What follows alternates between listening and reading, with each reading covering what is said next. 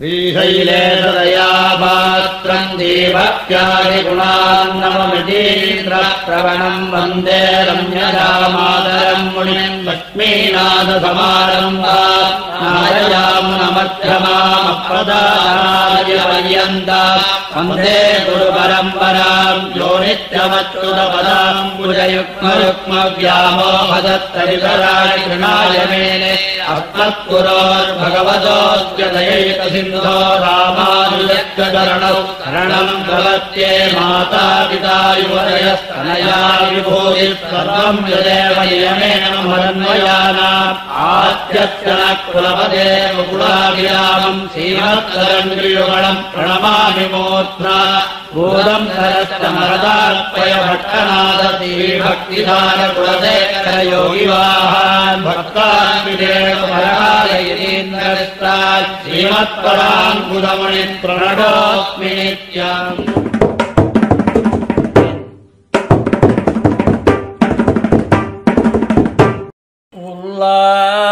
उल्लासपल्लवित पालित सप्तलोकी निर्वागकोरहित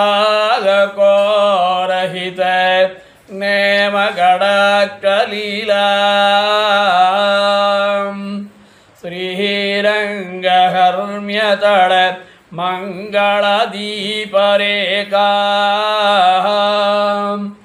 श्रीरङ्गराजमहिषीः श्रियमाश्रयामः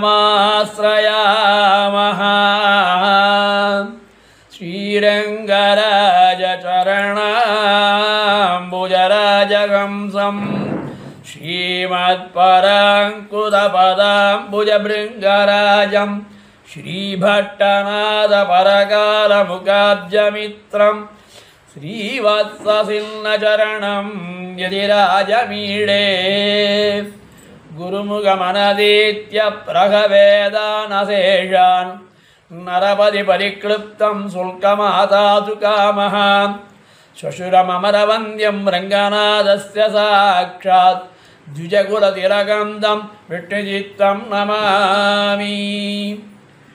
சாட்சாத் ஸ்ரீயப்பதியான சர்வேஸ்வரனான எம்பெருமானுடைய நிருகேதிக கிருபையினாலும் ஆழ்வார்கள் ஆண்டாள் ஆச்சாருடைய அனுபவ அனுகிரக விசேஷத்தினாலேயும் ஸ்ரீமத் வேதமார்க்க பதினெட்டாவனாச்சார வேதாந்த பிரவர்த்தகாச்சாரியார் எழுந்தருளி சேவை சாதிக்கும் ஸ்ரீமத் பரமம்சேத்யாதி அதிகிரி நாராயண ராமானுஜ ஜீய சுவாமியுடைய திவ்ய கடாட்சத்தாலும் திவ்ய நியமனத்தாலும் திவ்ய பிரபந்த தாரா என்கிற தலைப்பிலே, அதாவது திவ்ய பிரபந்த அனுபவம், ஆழ்வார்கள் அருளி செய்த பாசுரங்களுடைய அர்த்தங்களையெல்லாம் திவ்ய பிரபந்த அனுபவம், அதைத்தான் மற்றொரு வகையில் சொல்ல வேண்டுமானால் அருளி செயல் ஆரமுதம்.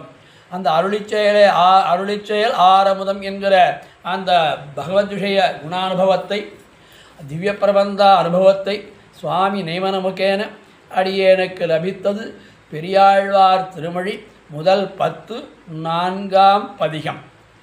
அந்த பதிகத்திலே அற்புதமான அர்த்தங்களை காட்டி அருளுகிறார் சுவாமி மணவாள மாமுனிகள் வியாக்கியானத்திலே. அதாவது திவ்ய பிரபந்தத்தினுடைய முதலாயிரத்திலே சில பாசுரங்களுடைய அர்த்தங்கள் பெரியவாச்சான்பிள்ளை வியாக்கியானம் கிடைக்காத காலத்திலே சுவாமி மணவாள மாமுனிகள் அந்த குறையை தீர்க்க அப்படி வியாக்கியானம் பண்ணினார். அந்த வியாக்கியான சைலி ரொம்ப அற்புதமான ஒரு விசேஷார்த்தமாக காட்டுகிறார் சுவாமி மணவாள மாமுனிகள். அந்த மணவாள மாமுனியுடைய திருவடிகளை பற்றி கொண்டு தன்முகத்து சுட்டி என்று இந்த பதிகத்திற்கு ஆரம்பம். இந்த தன்முகத்து சுட்டி என்கிற பதிகத்தினுடைய அர்த்தானுபவத்தை, அதாவது திவ்ய பிரபந்த அனுபவத்தை நாம் மேலே அனுபவிப்போமாக. கீழில் திருமொழியிலே, அதாவது மாணிக்கங்கட்டி என்கிற அற்புதமான ஒரு பதிகத்திலே, அதாவது 1ஆம் 10 3ஆம் பதிகத்திலே யசோதை பிராட்டி அவனுடைய சைசவானுகுணமாக சசைவம் என்றால் குழந்தைத்தனம், அதாவது மௌக்தியம், குழந்தைத்தனம். அந்த குழந்தைத்தனத்தை அழுகையை மாற்றி அவன் கண்வளர பண்ணுகைக்காக சீராட்டி கொண்டு தாலாட்டின பிரகாரத்தை மகணி கங்கட்டி வைரமிடை கட்டி தாலேலோ என்று அந்த தாலேலோ அனுபவித்த பிரகாரத்தை அந்த பாவனையோடே குடினபரராய் கொண்டு தாமும் அப்படி அருளை செய்தார் கீழில் மாணிக்கங்கட்டியிலே. நம்முடைய வியாக்கியாத்தாக்கள் எல்லாருமே திருப்பல்லாண்டு தொடங்கி அந்த பெரியாழ்வார் திருமொழி சென்னியோங்கு கடைசி பாசுரம் வரையில் ஒவ்வொரு பாசுரத்திற்கும் ஒரு தொடர்பு காட்டிப்படுகிறார்கள். அப்படி சொன்னால்தான் அவருடைய விலட்சணமான வியாக்கியானத்திலே சில அர்த்த விசேஷங்களை நாம் புரிந்து கொள்ள முடியும். ஒவ்வொரு பாசுரத்திற்கும் சங்கதி, ஒவ்வொரு பதிகத்திற்கும் சங்கதி, ஒவ்வொரு பத்திற்கும் சங்கதி, 1000 பாசுரத்திற்கும் சங்கதி என்று ஆச்சாரிய ஹிருதயத்திலே அழிவனவாழ பெருமாள் நாயனார் அற்புதமாக காட்டுகிறார். அதைத் தவிர ஆழ்வார் திருமங்கை ஆழ்வார் சில பாசுரங்களிலே 4 2 2 முடன் என்று 4 8 2 2 என்றும், அதற்கு போலே 9 1 9 1 அதற்கு இப்படியாக பலபடியாக காட்டி அருள்கிறார் திருமங்கை ஆழ்வார்.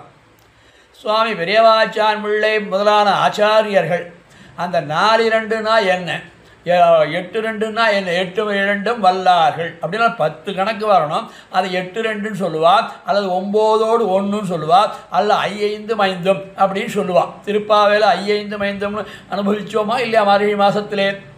அதுபோலே ஒவ்வொன்றிற்கும் ஒவ்வொரு பதிகத்திலேயும் இப்படி விலட்சணமான அர்த்தங்கள் இருப்பதை காட்டிக்கொண்டு போகிறார்கள் அரும்பதக்காரர்கள். அந்த வியாக்கியானத்திலேயும் சுஸ்பட்டமாக அரும்பதங்களிலே தெரிகிறது. ஏன் இவர் இப்படி சொன்னார், 5 சொன்னார் அப்படின்னால் 5 பாசுரத்திற்கு அர்த்தத்திற்கு ஒரு கருத்து, 5 பாசுரம் ஒரு தொகுதி, அடுத்த 5 பாசுரம் ஒரு தொகுதி, அல்லது 9 பாசுரம் 9 1 அப்படின்னால் 9 பாசுரங்கள் ஒரு தொகுதி, அது அர்த்தம், ஒரு பாசுரம் ஒரு அர்த்தம், அல்லது 4 வெட்டுமுடன் 4 இப்படினால் 8 8 2 8 கூட்டல் 2 10 அப்போ 4 4 பாசுரங்கள் ஒரு அர்த்தத்தையும் அதாவது ஒரு அர்த்தத்தையும், இரண்டாவது 4 மற்றொரு அர்த்தத்தையும், மற்ற 2 ஒரு அர்த்தத்தையும் காட்டுகிறது. ஆனால் தொடர்ச்சியாக காட்டுகிறதா என்றால் அரும்பதக்காரர்கள் அற்புதமாக காட்டுகிறார்கள். 1 3 5 7 இருக்கலாம், அல்ல 1 2 6 7 இருக்கலாம். எப்படியோ அந்த கணக்கிற்கு ஒரு கிருஷ்ணாவதாரமோ ராமாவதாரமோ அப்படி அனுபவித்து போவர்கள் நம்முடைய ஆச்சாரியர்கள் தம்முடைய வியாக்கியானங்களிலே. அதுபோலே கீழில் திருமொழி அதாவது பெரியாழ்வார் திருமொழி 2 பிரபந்தங்களுக்கு திருமொழி என்று பெயரிட்டிருக்கிறார்கள் நம்முடைய பூர்வாச்சாரர்கள். ஒன்று பெரியாழ்வார் திருமொழி என்றும் பெரிய திருமொழி என்றும், அதற்கு அடுத்தபடியாக நாச்சியார் திருமொழி. பாக்கி பிரபந்தங்களுக்கெல்லாம் அதற்கேற்றாற் போலே தலைப்பிட்டிருக்கிறார். நாச்சியார் திருமொழி, பெரியாழ்வார் திருமொழி, பெரிய திருமொழி. அப்படின்னா திருமொழி என்றால் அவர் அருளி செய்த பாசுரங்கள் என்று அர்த்தம். திரு என்பது அடையாளம், மொழி என்பது தமிழ்மொழியுடைய சிறப்பை குறிக்கும். மொழி என்பது ஒருவருக்கொருவர் தொடர்பை ஏற்படுத்தி கொள்ளக்கூடிய ஒரு முக்கியமான பகுதியை காரியத்தை ஆற்றுகிறது மொழி. அந்த மொழி இருந்தால்தான் ஒருவருடைய அர்த்தத்தை ஒருவருடைய கருத்தை மற்றவர்கள் புரிந்து கொள்ள முடியும். சைகையிலே காட்டலாம், ஆனாலும் மொழி என்று உச்சரிப்போடு இருந்ததானால் அதனுடைய அர்த்தம் நன்கு விளங்கும் அல்லவா? அதுபோல நாச்சியார் திருமொழி, பெருமாள் திருமொழி, பெரியாழ்வார் திருமொழி, பாக்கி எல்லா பிரபந்தத்துக்கும் திருச்சந்த விருத்தம், அமலநாதிபிரான் என்று அந்தந்த பாசுரங்கள் தொடங்குவதற்கேற்பவோ, அல்லது சந்தஸை வைத்து திருச்சந்த விருத்தம் என்றோ, அல்லது அமலநாதிபிரான் கண்ணின் சிறுத்தாம்பு, அடுத்தபடியாக முதல் திருவந்தாதி, 2ஆம் திருவந்தாதி, இப்படியாக அந்தந்த பிரபந்தங்களுக்கு தலைப்பிட்டிருக்கிறார். அப்படி தலைப்பிட்டதிலே 3 பேருக்கு மட்டும்தான் திருமொழி என்கிற என்கிற தலைப்பை இட்டிருக்கிறார்கள் நம்முடைய பூர்வர்கள். 1 பெரியாழ்வார் திருமொழி, 2வது பெரிய திருமொழி, 3வது நாச்சியார் திருமொழி. இந்த 3 பிரபந்தங்களும் அற்புதமான அர்த்தங்களை காட்டுகிறது. அதாவது மங்களாசாசனத்திலே ஊன்றியவரான பொங்கும் பரிவாலே வில்லைமுத்தோர பட்டர்பிரான் பெற்றார் பெரியாழ்வார் என்னும் பெயர் என்று உபதேசமாலை மணவாள மாமன்கள் அருளி செய்தபடியே இந்த பெரியாழ்வார் அருளி செய்த பெரியாழ்வார் திருமொழி அதிலே முதல் பத்திலே அதாவது முதல் 10 இரண்டாம் 10 வரையில் கண்ணனெம்பெருமானுடைய கிருஷ்ணானுபவங்களை அனுபவிக்கக்கூடி தலை கட்டுகிறார். அதாவது எம்பெருமானை தன்னுடைய குழந்தையாக கண்ணனாக யசோதை பாவனையிலேயும் மற்ற அங்கே ஆய்ப்பாடியில் இருக்கக்கூடிய மற்றவர்களாலேயும் சொல்லுகின்ற பிரகாரத்தை அந்த அனுபவத்தை ஆழ்வார் தம்வாயாலே அருளி செய்கிறார். அதாவது யசோதை பாவனையிலே யசோதை பெற்ற அனுபவத்தை ஆழ்வாருக்கு காட்டி கொடுக்க எம்பெருமான் ஆழ்வார் பெற்று அந்த யசோதை பாவனையிலே பல பாசுரங்களை அருளி செய்திருக்கிறார். பெரியாழ்வார் திருமொழியிலே கண்ணனை குழந்தையாக நினைத்து இந்த இந்த பிரபந்தங்களுக்கு பிள்ளை தமிழ் என்று பெயர். அதாவது கடவுளையே எம்பெருமானையே சர்வேஸ்வரனான எம்பெருமானையே தன்னுடைய குழந்தையாக நினைத்து அவனுக்கு வேண்டிய உபச்சாரங்கள் பண்ணுகின்ற இந்த தமிழுக்கு பிள்ளை தமிழ் என்று பெயர். அந்த பிள்ளை தமிழிலே முதல் 10 4ஆம் பதிகத்திலே நாம் அனுபவிக்க சுவாமியினுடைய நியமனானுகுணமாக அதிலே ஒரு சில விசேஷார்த்தங்களை நாம் அனுபவிப்போமாக. சுவாமியினுடைய நினைவும் சுவாமியினுடைய சங்கல்பம் திவ்ய பிரபந்த தாரா. தாரா என்றால் மழைக்கு பெயர். அமிர்ததாரா அமிர்த மழை. அதுபோல இது சொல் மழை. திவ்ய பிரபந்த தாரா என்றால் அதாவது திவ்ய பிரபந்த அனுபவம். அந்த அனுபவத்திலே அடியேனுக்கு லபித்த அடியேனுக்கு நியமிக்கப்பட்ட தன்முகத்து சுட்டி பதிகத்தினுடைய விசேஷார்த்தங்களை நாம் அனுபவிப்போமாக. இந்த முதல் பதிகத்திலே அதாவது தன்முகத்து சுட்டி என்கிற பதிகத்திற்கு கீழே அதாவது மாணிக்கங்கட்டி என்கிற பதிகம் 1ஆம் 10 3ஆம் பதிகம் யசோதை பிராட்டி அவனுடைய சைசவானுகுணமான குழந்தைத்தனமான மௌக்கியம்னு சொல்லுவாள். மௌக்கியம் அந்த குழந்தைத்தனமான அழுகையை மாற்றி குழந்தை அழறது அந்த அழுகையை மாற்றுவதற்காக கண்வளர பண்ணுகைக்காக அதாவது தூங்க பண்ணுவதற்காக சீராட்டி கொண்டு தாலாட்டிய பிரகாரத்தை எப்படி தாலாட்டினாரோ ராகவனே தாலேலோ. இதே போல மற்றொரு ஆழ்வார் குலசேகர ஆழ்வாரும் தாலேலோ பாசுருக்கு பாடியிருக்கிறார். மன்னபுகள் கௌசலை தன் மணிவயிறு வாய்த்தவனே என்கிற பதிகத்திலே ராகவனே தாலேலோ ஆக 2 ஆழ்வார்கள் தாலேலோ பாடினது ஆழ்வார்கள் 2. அதிலே ஒன்று பெரியாழ்வார் மற்றொருவர் குலசேகர ஆழ்வார். அப்படி அந்த தாலாட்டின பிரகாரத்தை அதாவது யசோதை பிராட்டி கண்ணனை தாலாட்டுகின்ற அந்த பாவனையை அந்த பாவத்தை அதே பாவனையோடு கூடினவராய் கொண்டு தாமும் அப்படி அருளி செய்தார். இந்த முதல் பதிகம் அதாவது 4ஆம் பதிகத்திலே இதாவது 3ஆம் பதிகம் வரையில் அர்த்தம் இது. 3ஆம் பதிகத்தினுடைய சாரம் இது. 4ஆம் பதிகத்தினுடைய சாரம் தொட்டில் பருவம் போய் தொட்டில் பருவம் முடிஞ்சு போச்சு. என்ன குழந்தை பண்ணுறது? அடுத்தது தவழ்ந்து வருகை. அந்த தவழ்ந்து விளையாடத்தக்க பருவமான பின்பு அவன் நீனிலா முத்தத்தே போந்து நீனிலா முத்தத்து நின்னிவள் காட்டினாள் தானுமோ கண்ணபுரமென்னு காட்டினாள் பாணனார் திண்ணம் இருக்க இனிவள் நானுமோ நன்னு நரையூரற்கே என்கிற பதிகத்திலே நீனிலா முத்தத்து அதாவது மாடியின் மேலே இருந்து அங்கே சென்று தவழ்ந்து அந்த புழுதி அலைந்து கண்ணனெம்பெருமான் வெண்ணை அலைந்த உணங்கும் புழுதி அலைந்த என்று பாசுரம் வருகிறது அல்லவா?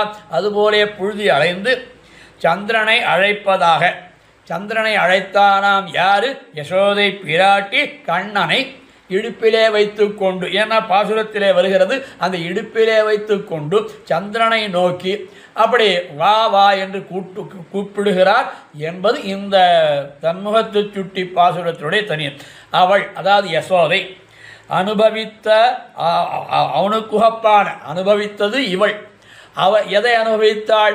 அவனுக்கு உகப்பானது எது? கண்ணனெம்பெருமானுக்கு உகப்பான சந்திரனை வர சொல்லி தான் பலகாலம் அழைப்பதாக தாமும் அனுபவபூர்வமாக காட்டி பேசி இனியராகிறார். அப்படி யசோதை பாவனையிலே கண்ணனை மருங்கிலே வைத்து இடையிலே வைத்து சந்திரனை வா என்று கூப்பிடுகின்ற அந்த பிரகாரத்தை யசோதை பாவனையிலே நம்முடைய பெரியாழ்வார் அனுபவித்தார் என்பது இந்த பதிகத்தினுடைய தன்முகத்து சுட்டி என்கிற பதிகத்தினுடைய சார். இதற்கு வியாக்கியானம் அவருடைய மணவாள மாமணிகள் பரமபதத்திலே ஸ்ரீவைகுண்டத்திலே அவாக்கியநாதரஹா, அவனோடு பேசுவதற்கும் யாரும் இல்லை, அவனோடு எதிரிட்டு பேசுவதற்கோ அவன் சொல்லுகின்றதை கேட்பதற்கோ, அவன் சொல்லுகின்றதை வேண்டுமானால் கேட்கலாம், ஆனால் அவன் வார்த்தைக்கு எதிர்வார்த்தையோ அல்லது அனுபவபூர்வமாகவோ சொல்லுவார் யாரும் இல்லாதபடியினாலே அவாக்கியநாதரஹா என்கிறபடியே பெருமதிப்பனாய் ஒரு வார்த்தை சொல்ல கடவன். அன்னைக்கு ஒரு வார்த்தை சொல்ல முடியாமல் அப்படியே இருக்கான் எம்பெருமான. இவாள்லாம் சதா பஷ்யந்தி சூரேகான்னு அனுபவிச்சுட்டு இருக்கான். தன்னோடு ஒத்த முகம் பார்த்து, தன்னோடு முகம் பார்த்து வார்த்தை சொல்லுகைக்கு ஒரு தத்வாந்தரம் இல்லையாமையாலே வேறு ஒருவர் அங்கே இல்லை. இவனோடு பேசணும்னா இவனுக்கு சமமாக இருந்தால் தானே இவனால் பேசலாம். அந்த மாதிரி யாரும் இல்லாமையினாலே அநாதரித்திருக்கம் அவன் அதெல்லாம் வேண்டான்னு சொல்லிட்டு லீலா விபூதியிலே இந்த பூமியிலே சம்சாரி சம்ரக்ஷணார்த்தமாக இந்த சம்சாரிகளை ரட்சிப்பதற்காக சம்ரக்ஷணம், ரக்ஷணம் என்றால் அனிட்ட நிவர்த்திக பூர்வ சதி இட்டப்பிராப்தி. அதுபோல இங்கே என்ன சேர்க்கிறார், சுரக்ஷணார்த்தமாக நன்றாக அனுபவிப்பதற்காக அல்லது நன்றாக காப்பாற்றுவதற்காக தன் இச்சையாலே தன்னுடைய குணங்களை எல்லாம் தன்னுடைய இச்சையாலே இதர சஜாதீயனாய் வந்து அவதரித்து, இதர சஜாதீயன் அதாவது ஒரு இடத்திலே வாமனனாக வரான், ராமபிரானாக வரான், யாதவனாக கண்ணனாக வரான், இப்படி வந்து அவதரித்து அவதார மெய்ப்பாடு தோற்ற அந்த அவதாரத்திற்கு ஏற்ப மெய்ப்பாடு என்ன அழகான வார்த்தைகள் மணவாளன் இருக்கிறார், வியாக்கியாத்தாக்கள் எடுக்கிறார். அவதார மெய்ப்பாடு, அவதாரம் பண்ணினால் எந்த அவதாரத்துக்கு ஏற்றால் போலே அது காற்றால் போலே தன்னை மாற்றிக் கொள்கிறான். அவதார மெய்ப்பாடு தோற்ற சைசவாத்திய அவஸ்தைகளை அந்த குழந்தைத்தனமான அந்த செயல்களை அடைந்து அதை அடைஞ்சிட்டான். யாரு? கண்ணன் பெருமான் அடைந்து தத்வனுகுணமாக அந்த அனுபவங்களுக்கு ஏற்ப அருளை செய்த சேட்டியாதிகளை இவனுடைய லீலா வியாபாரங்களை அனுசந்தித்தால் இப்படி மயர்வர மதிநலம் அருளப் பெருகையாலே இவனுக்கு ஆழ்வாருக்கு மயர்வர மதிநலம் அருளப் பெற்றான் அல்லவா, எம்பெருமான் அளித்தான் அல்லவா. அப்படி இருக்க இந்த அனுபவத்தை எல்லாம் எப்படி அனுபவிக்கலாமோ என்று கேட்டு அதில் அதாவது எம்பெருமான் மேலே காதல் கொண்டவர்கள் முதலிலே அவனுடைய திருமேன் அழகில் ஈடுபட்டு காதல் கொள்வார்கள். அதற்கு பிறகு அவனுடைய சேட்சிதங்களையும் அவனுடைய ஐஸ்வர்யங்களையும் சொல்லிக்கொண்டு அதிலே ஆழ்ந்து போவார்கள். ஆகையினாலே இவர்களுக்கு அருள பெருகையாலே அவன் மேன்மையும் நீர்மையும் தெரிய கண்டவர்கள் அதிலே வித்தராய் அதிலே மூழ்கினவராய், அதாவது எம்பெருமானுடைய மேன்மையும் எம்பெருமானுடைய நீர்மையையும் மேன்மையும் சொல்ல போகிறார். இந்த 10 பாசுரத்துக்குள்ளே எம்பெருமானுடைய நீர்மை அந்த நீர்மையை சொல்ல அனுசந்திக்கிறார் ஆழ்வார் என்று. அப்படி முக்குழந்தை முக்கிய அதாவது இந்த அதிலே வித்தராய் மூழ்கியவராய் அனுபவிக்க சொல்ல வேண்டாதிரே.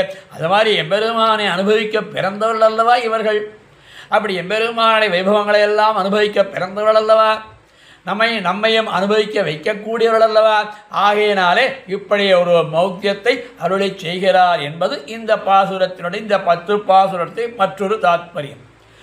அதற்கு மேலே இன்னொரு வியாக்கியா அதிலே இன்னொரு பதம் காட்டார். மற்றுமுள்ள ஆழ்வார்களைப் போலல்லாமல் மற்றுள்ள ஆழ்வார்களது பெரியாழ்வாரை தவிர்த்த மற்ற ஆழ்வார்கள் அவர்களெல்லாம் என்ன பண்ணார்,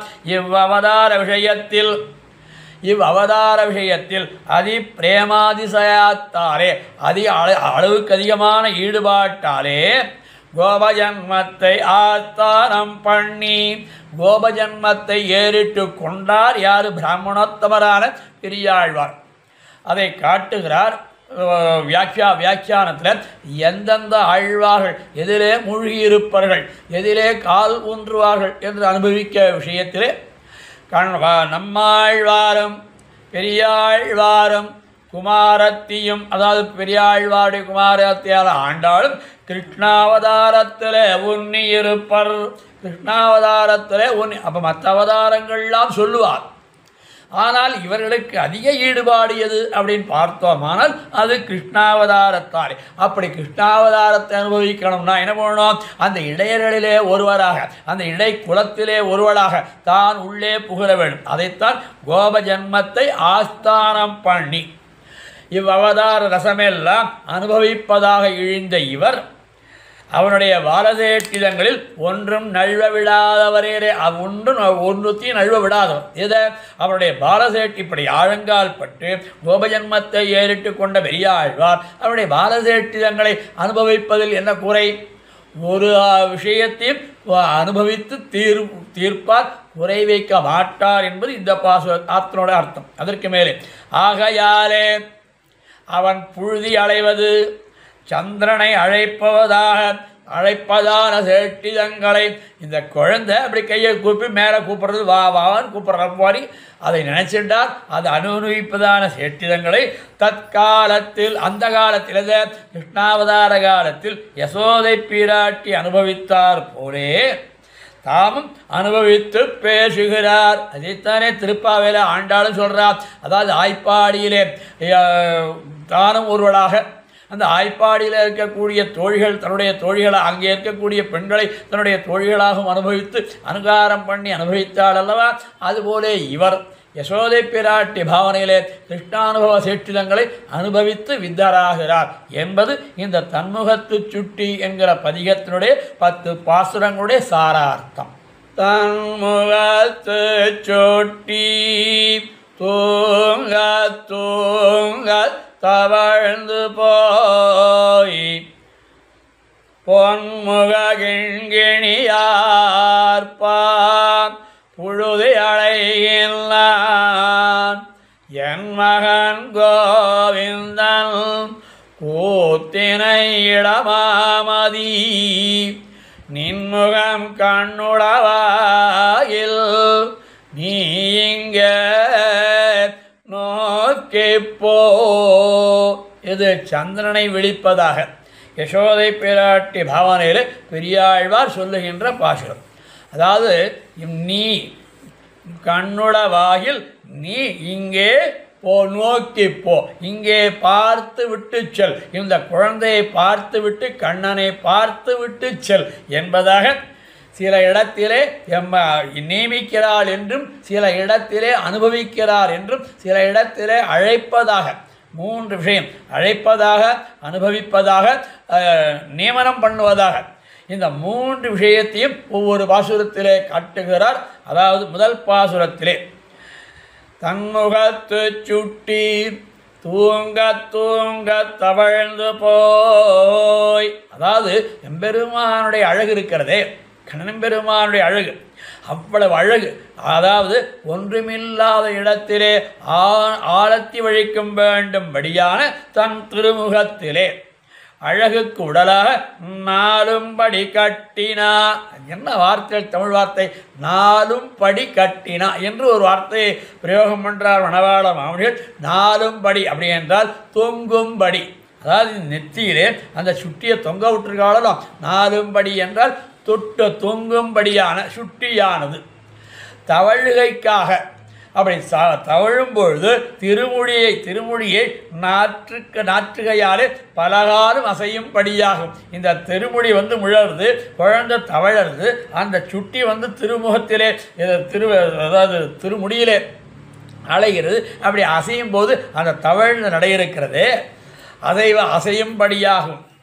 அதுக்கு மேலே திருவரையிலே சாத்தி கிடக்கிற அழகிய முகத்தை உடைத்தாதான, இந்த திருவரையில் சாத்திருக்கான கிண்கிணி ஆண்டாள் காட்டாளை திருப்பாவையில் கிண்கிணிவா செய்து தாமரை பூ போலே, அந்த மாதிரி இந்த குழந்தைகளுக்கு அணிவிக்கக்கூடிய ஆபரணம், அது சின்ன குழி மாதிரி இருக்கும், குண்டு மாதிரி இருக்கும், அதுக்கு உள்ள சின்ன வாய் மாதிரி இருக்கும், உள்ளே ஏதோ ஒரு பொருள் போட்டிருப்பான், அது அப்படியே ஆடினாலும் ஒரு ஓசை வரும், கிண்கிணி ஓசை.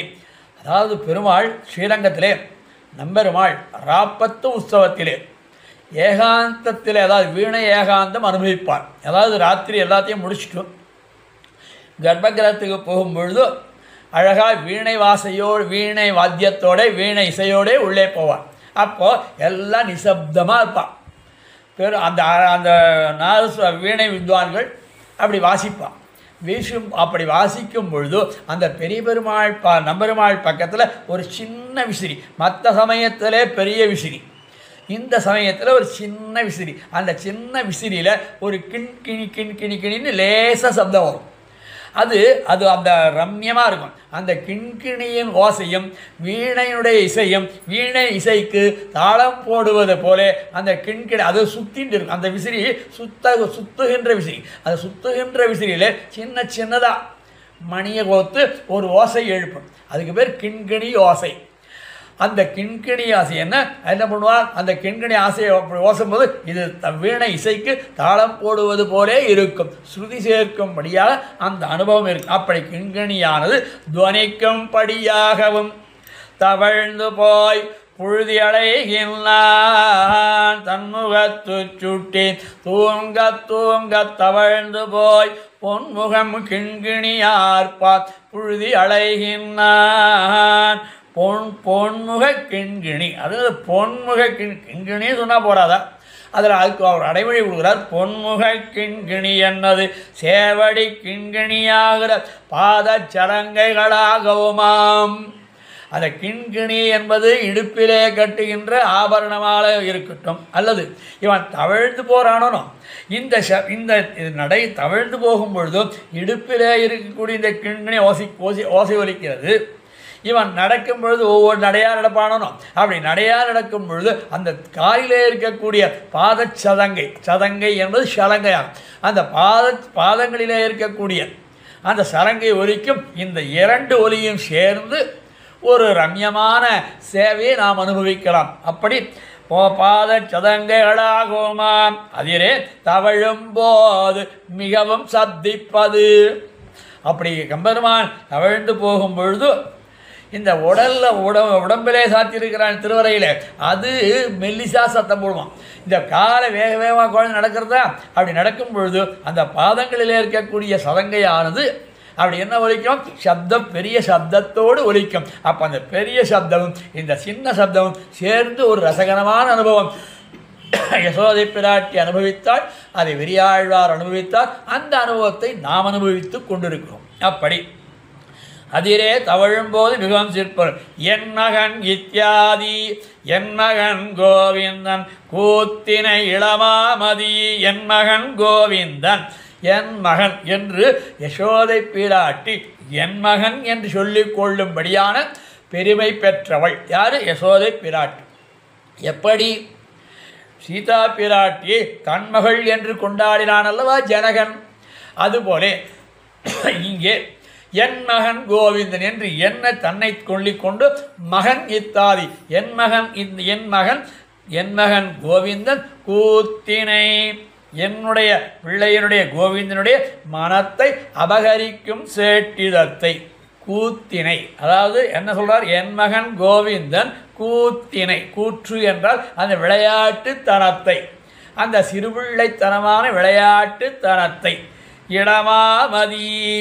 ஒவ்வொரு ஆழ்வார் ஒவ்வொரு பாசுரத்திலும் இளமதி முதுமதி என்றெல்லாம் ஒவ்வொரு சந்திரனுடைய அப்படியே கொஞ்சம் கொஞ்சமாக சந்திரன் மேலே வருகிறானா, அப்படி சந்திரன் ஒழிக்கும் பொழுது எப்படி கொஞ்சம் ஒளி அதுலேருந்து கலக்கக்கூடிய ஒளி கொஞ்சமாக இருக்கும், அதுபோல கொஞ்சம் கொஞ்சமாக நகரும் பொழுது மேலே ஏறும் பொழுது பெரிய பௌர்ணமியாக ஆகும் அல்லவா, அந்த அழகை அனுபவிக்கிறார். கூத்தினை இளமாமதி, இப்பொழுதுதான் உதித்த சந்திரன் போலே. இத்தை கண்டு தாழ்ந்து நீ என்ன பண்ணணும்? இப்படி குழந்தை கண்ணன் பெருமான் எப்படி தவழ்ந்து போகிறானே, அந்த நடையை நீ பார்க்க வேண்டாமா? நின்று பார்த்துட்டு போக வேண்டாமோ? இது எப்பேற்பட்ட குழந்தை, இது சர்வேஸ்வரனான எம்பெருமானை இங்கே கண்ணனை வந்து அவதரித்திருக்காராம். அப்போ நீ என்ன பண்ணணும்? கூத்தினை இளமாமதி. இப்போ இந்த கண்ணன் பெருமான் நடந்து போகிறான், அந்த தூங்க தவழ்ந்து போய் நடந்து போகிறான், தன்மொழி சுட்டி நடந்தாட தவழ்ந்து போகிறான். அந்த அழகை நீ நின்று ரசித்து போக வேண்டாமா? இருக்க வேண்டி இருக்க அது செய்யாதே, ரொம்ப வேகமாக போறியே அதிமுக்தனான சந்திரனே இளமாமதி. இளமதி என்றது இளமாமதி மாமதி இளமாமதி மதி என்றால் சந்திரன் இளமாமதி என்றால் பெருமையை உடைய சந்திரன் இளமாமதி அதாவது சின்ன பிள்ளைத்தனமாக இருக்கக்கூடிய கண்ணனை போலே அவ்வளவு சோகமாக கண்ணனுக்கு சோகமாக இருக்கக்கூடிய இளமாமதி உன்னுடைய முகத்தில் கேட்கல முன்னுளம் நின்முகம் கண்ணுளவாகி நீ இங்கே நோக்கி போ உனக்கு முகத்திலே கண்கள் என்று இருந்ததானால் சந்திரனை பார்த்து சொல்லுகிறாள் ஆழ்வார் நீ உன் யசோதை பிராட்டி உன் முகத்தில் கண்ணுன்னு ஒன்று இருந்ததுன்னா என்ன பண்ணணும் நீ இங்கே நோக்கி போ எதற்காக நின்முகம் கண்ணுளவாகி நீ இங்கே நோக்கி போ உன்னுடைய முகத்திலே கண்கள் உண்டாகமாயில் கண் படைத்த பிரயோஜனத்தை பெரும்படி நீ இங்கே வந்து போ என்று அங்கே நியமிக்கிறார். இரண்டாம் பாசுரத்திலே என் சிறு கூட்டம் எனக்கோரின் அமுதம்பிரான் தன் சிறு கைகளால் காட்டி காட்டி அழைக்கின்றான் அஞ்சனவண்ணனோடு ஆடலாட உறுதியேல் மஞ்சள் மறையாதே மாமதி மகிழ்ந்தோடிவா. இது ஒரு அற்புதமான பாசுரம். ஏன் சிறு கூட்டன், சிறு கூட்டன் என்றால் பிள்ளை, சிறு என்றால் சிறியதான என்னுடைய சிறு பிள்ளை கண்ணன் பெருமாள் சின்ன பிள்ளை எனக்கோர் இன்னமுது அதாவது இந்த ஆழ்வார் யசோதை பிராட்டிக்கு அமுதாக தெரிகிறான். யாரு? கண் அமுதாகி திகழ்ந்தானை யான் கண்டது என்று திருவங்கை ஆழ்வாரும் காட்டுறார். அமுதாகி திகழ்ந்தானை அப்படி அமுதாகி இன்னமுது அந்த அமுதும் இன்னமுது ஆழ்வார்கள் பல ஆழ்வார்கள் பல பாசுரங்களிலே பஞ்சாமிரத்தை அனுபவித்திருக்கிறார்கள். அமுது என்று சில ஆழ்வார்கள், இன்னமுது என்று சில ஆழ்வார்களும், ஆரா இன்னமுது என்று சில ஆழ்வார்களும், ஆறாவமுதே என்றும் என்னுடைய குலத்தை சொல்லி எங்கள் குலத்தின் அமுதே என்று 5 இடங்களிலே 5 ஆழ்வார்கள் பல பாசுரங்களிலே அமுதே என்று அனுபவிக்கிறார். அமுது என்றால் என்ன? உயிர்காக்கும் மருந்தல்லவா, தேவர்களுக்கு உயிர்காத்த மருந்தல்லவா அமுது. நமக்கு உயிர்காக்கும் மருந்து எது? கண்ணன் பெருமானுடைய அனுபவம், கண்ணன் பெருமானுடைய திருவடிகளும் தானே நமக்கு அமுது. அந்த அமுதை காட்டுகிறார். எனக்கோர் இன்னமுது எப்படி அமுதனானான்? பருவத்தாலும் சேட்டிதங்களாலும் அத்விதீயமாய் இவனை இந்த மாதிரி ஒரு பருவத்தாலே என்ன பண்ற? எனக்கோர் இன்னமுதா தெரிகிறார். பருவத்தாலே இன்னொன்று சேட்டிதங்களாலும் அந்த விளையாட்டு தனத்தாலும் அத்விதீயமாய் இவனுக்கு சமமானவன் இல்லாதபடி இந்த விளையாட்டுத்தனத்துக்கு கூட சமானம் இல்லாதபடி இனிதாக அமிர்தம் போலே எனக்கு ரசாவகனானான் சுவைக்க தகுந்தவன் ஆனான். யாரு? கண்ணன் பெருமான். அதாவது என் சிறு குட்டன் எனக்கோர் இன்னமுது எம்பிரான் எனக்கு புத்திரனாய் வந்து அவதரித்தும் தன் சேற்றுதயங்களை எல்லாம் அனுபவிப்பித்தும் 2 காரணம் சொல்கிறார். அதாவது எம்பிரான் என்றால் பல பாசுரங்களில் பல வியாக்கியாதர்கள் எம்பிரான் என்றால் பேருபகாரம் பண்ணினவன். அப்படி எம்பிரான் என்ன உபகாரம் பண்ணார் ஆழ்வாருக்கு? இப்போ யசோதை பிராட்டிக்கு பெரிய ஆழ்வாருக்கு எனக்கு புத்திரனாய் வந்து அவதரித்தான், தன் சேற்றிதங்களை எல்லாம் அனுபவிப்பித்து வைத்தான். அவன் அனுபவித்து வைத்தான், நான் அனுபவித்து கொண்டிருக்கிறேன். அனுபவித்து வைத்தும் இப்பதத்தாலே இப்பதையே எல்லாபடியாலும் எனக்கு உபகாரனானவன் எம்பிரான். அதற்கு மேலே தன் சிறு கைகளால் காட்டி காட்டி அழைக்கின்றான். தன் சிறு கைகளால் சின்ன கை, அழகான கை, அந்த சின்ன தனக்கு தகுதியான சிறு கைகளாலே பலகாலும் உன்னையே அழைக்கின்றான். அஞ்சன வண்ணனோடு அழலாட உறுதியேல். அஞ்சன வண்ணன் யாரு? இங்கே கண்ணன் பெருமானை சொல்லி அஞ்சன வண்ணனோடு, அதாவது கருமை நிறந்த அழகான திருமுகத்தோடு திருக்கண்களோடு கூடின கண்ணனோடு கண்குளிரும்படி, அதாவது கண்டவர் கண்குளிரும்படி கண்டவர் தம் மனம் வழங்கும் கண்ணபுரத்தெம்பெருமான் கண்டவர் தம் மனங்களிக்கும் என்று இன்னொரு ஆழ்வார். கண்டவர் தம் சிந்தையானை இன்னொரு ஆழ்வார். மனத்துக்கினியானை இன்னும் ஆண்டாள். இப்படி கண்டவர் யார் யார் கண்டார்களோ அவர்கள் கண்குளிரும்படி அஞ்சனம் போல இருக்கிற மை. அஞ்சனம் என்றால் கண்ணுக்கு அழகான எடுக்கக்கூடிய மை. திருநிறத்தை உடையவனான இவனோடே, யாரோடே? இவ்வளவு அழகான கருத்த கண்களை, மையிட்ட கண்களை உடையவனான இவனோடே விளையாட ஆட வேண்டுதியாகில். என்ன பண்ணணும்? வேண்டுதியாகில் மஞ்சில் மறையாதே மாமதி மகிழ்ந்தோடிவா.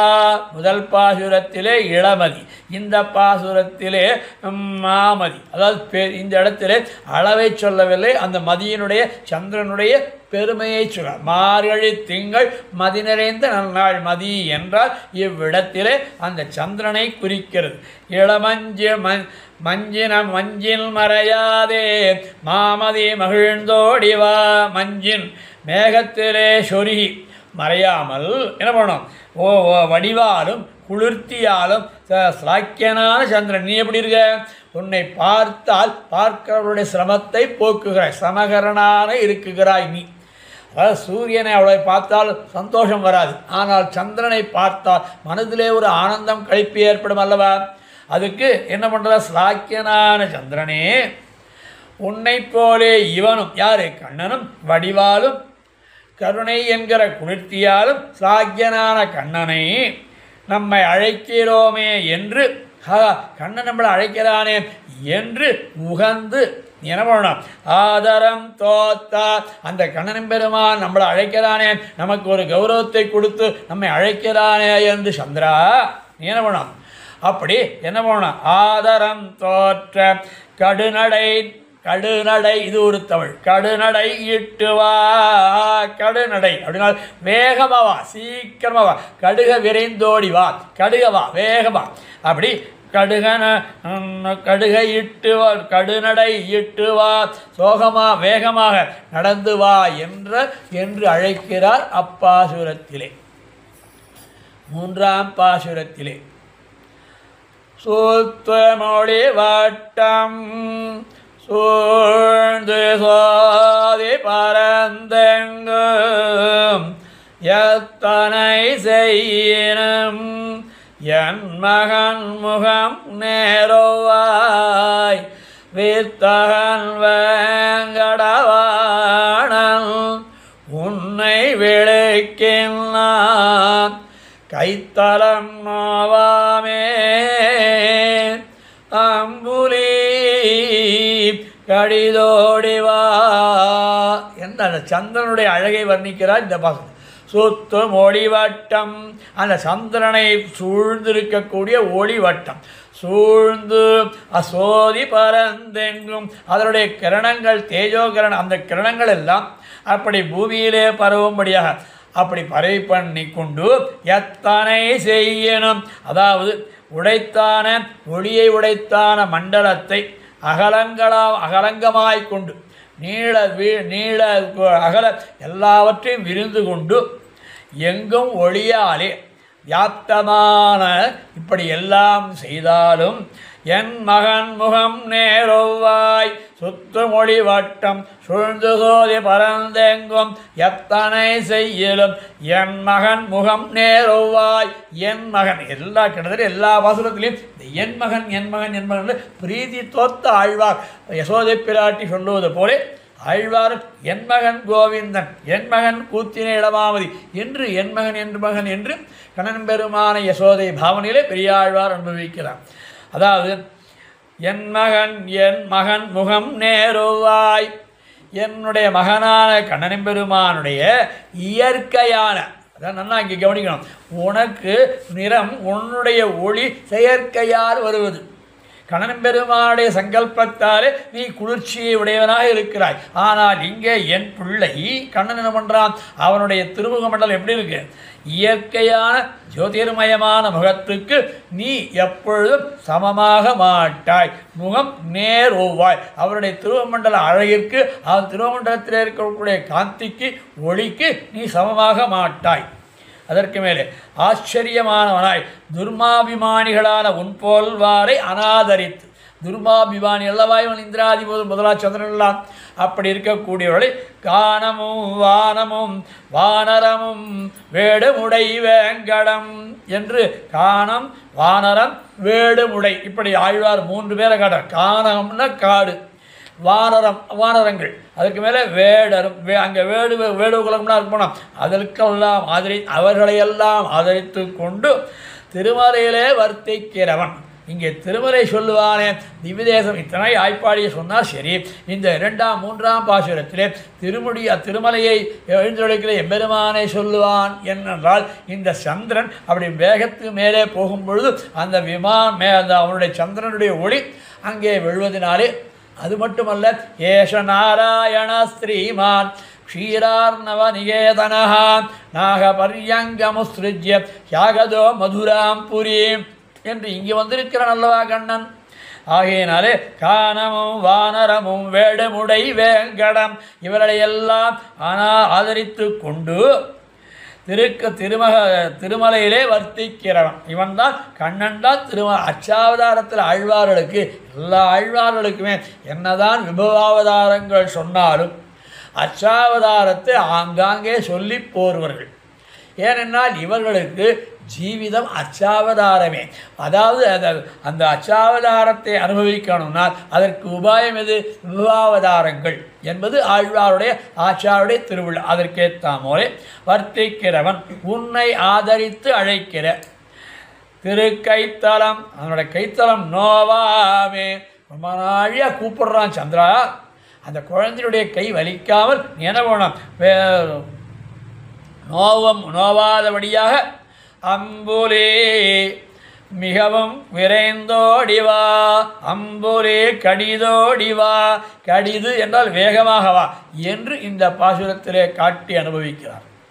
பாசுரம் சக்கர கையன் தடங்கண்ணால் மலர விழித்து ஒக்கலை மேலிருந்து உன்னையே சுட்டி காட்டுங்கான் தக்கதரதியேல் சந்திரா சலம் செய்யாதே மக்கள் பெறாதா மரலடல்லையேல் கண்டாய். இந்த பாசுரத்திலே எம்பெருமானுடைய திவ்யாபரணங்களையும் அவன் அணிந்திருக்கக்கூடிய ஆபரணங்களையும் அவன் அணிக்கக்கூடிய ஆயுதத்தையும் அனுபவிக்கிறார். யார்? பெரியாழ்வார் யசோதை பிராட்டி பாவனிலே. சக்கர கையன், சக்கரத்திலே அழகியதான சக்கரத்தை, திருவாழி ஆகிற சக்கரத்தை கையிலே உடையவன். கருதுமிடம் பொருது புனல், அந்த சக்கரம் விடு எம்பெருமான் எங்கே நினைக்கிறானோ அங்கே பாயக்கூடிய சீற்றமுடைய அந்த சக்கரம்.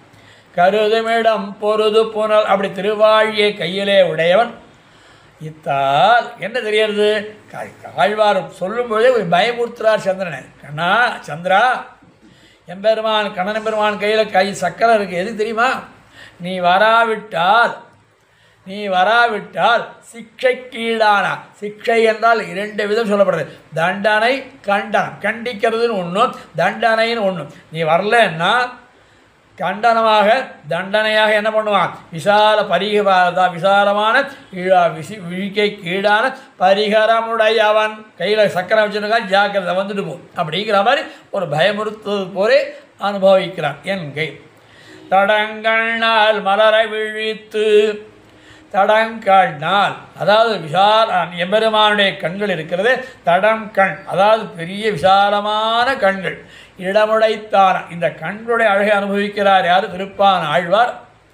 அவருடைய பாசுரத்திலே அரவணாதிபிரானிலே என்ன அழகான ஒரு பாசுரம். அதாவது எம்பெருமானுடைய திருக்கண்கள் என்னளவிலும் வந்து போகும்படியான நீண்டவ பெரியவாய கண்கள் என்று நீண்டவ பெரியவாய கண்கள் என்னை பேதமை செய்தனவே என்று திருப்பானாழ்வார் அனுபவிப்பது போலே அவள் அழகான நீளமான விசாலமான இடமுடைத்தான திருக்கண்களாலே உன்னளவில் இந்த கண்களை விரிச்சு முழுசா உன் அளவில் பிரீதி தோத்த மலரை பார்த்து அந்த பிரீதி தோற்றும்படியாக உன்னை அழைக்கிறதுக்காக மலரை விழித்தான். அதாவது கண்களை திறந்து விழிகளை திறந்து மலரை விழித்து ஒக்கலை மேலிருந்து என்னுடைய மருங்கில் இருந்து என்னுடைய மருங்கு அதாவது இடுப்பு இடை இதைத்தான் ஆழ்வார் இன்னொரு இதே பெரிய ஆழ்வார் காட்டார். கிழக்கில் தோட்டில் கிழிய உதைத்திடும் எடுத்து கொள்ளில் மருங்க இருத்திடும் உடைக்கு புல்லில் உதரத்தே பாய்ந்திடும் மிடிக்கிறவையால் நான் மெலிந்தேங்காய் என்று அங்கே அனுபவிப்பது போல என்னுடைய ஒக்கலை என்றால் இடை அந்த மேலிருந்து உன்னையே சுட்டி காட்டுங்கான் உன்னை அல்ல உன்னையே சுட்டி காட்டுங்கான் வேறொன்றில் அந்த ஏவகாரம் அவதாரணார்த்தத்துக்கு கூட நாம் அர்த்தம் காட்டால் வேறொன்றில் கண் வையாதே உன்னை குறித்தே காட்டா நிற்கும். அவனுடைய கைகள் எப்படி இருக்கு மலரை விழித்த அந்த கண்களாலே உன்னையே பார்க்கிறான் வேறொன்றில் மனம் வைக்காமல் உன்னையே பார்க்கிறான். தக்கதருதியேல் தக்கது எது உனக்கு எது தகுதியானதோ அறிந்தாய் ஆகில் உனக்கு தகுதி எது ஆண்டாள் காட்டளவ தத்துவமன் தகவு ஏலோர் எம்பாவாய் தத்துவமன்று ஏ பெரிய விராட்டியாரே உன்னுடைய பெருமைக்கு சேருமா இத்தனை அடியார்கள் வாசலிலே வந்து நிற்க நீ கண்ணன் பெருமானுடைய குணங்களிலும் கண்ணன் பெருமானுடைய திருமேனிகளும் மயங்கி நிற்க இப்படி இருக்கலாமோ இது உன்னுடைய பெருமைக்கு சேருமோ அல்லது உன்னுடைய கிருபைக்குத்தான் போருமா இத்தனை நாளிகளை வாசல் எடுக்க வச்சியே அதுபோலே இங்கே தகுதிக்கு தக்கதருதியேல் உன்னுடைய தகுதிக்கு அறிந்தாயாகில் சந்திரா சரம் செய்யாதே எல்லாராலும் விரும்பப்படுவனாயிருக்கிற நீ எல்லாரும் உலகத்தில் ஆக்கலாத கருத்துன்னு சொன்ன போனோம் அதான் எல்லாராலும் விரும்பப்படுவனாயிருக்கிற நீ இவனுக்கு வெறுப்பு செய்யாதே இவன் வெறுப்பு கொள்ளும்படியாக நீ செய்யாதே. மக்கள் பெறாத மலர் அல்லையேல் வா கண்டாய் மலடன் என்ற அழகான வாத்தியம் சொல்ற பிள்ளைகள் பெறாத வந்தியன் அவன் அல்லனவாயில் வந்து கொடு நின் வந்து கொண்டு இங்கே வந்து நில் என்று இந்த பாசுரத்திலே காட்டி அனுபவிக்கிறார் பெரியாள். தாம் பாசுரம் அழகியவாயேல் அமுதூரால் தெளிவுரா மழலை முத்தாதா இளம் சொல்லால் உன்னை கூவுகின்றான்